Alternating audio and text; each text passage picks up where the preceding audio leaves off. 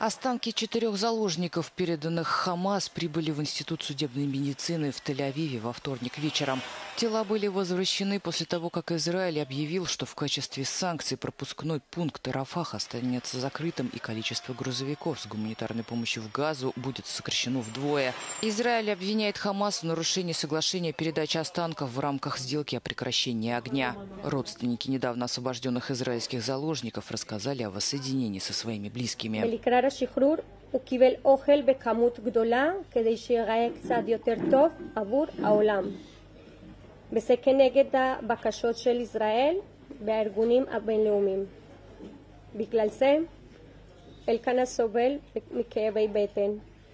הוא נפוח.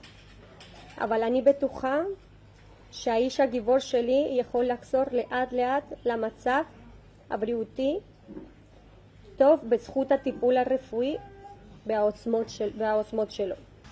Возвращение тел 28 погибших заложников остается одной из последних деталей, которые необходимо проработать в рамках сделки.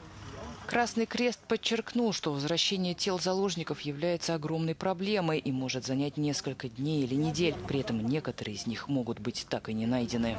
Хамас уже передал 8 гробов с телами погибших заложников и обещает передать еще 4 в среду. Таким образом, в секторе Газа останутся по меньшей мере 15 предположительно погибших и 1 пропавший без вести.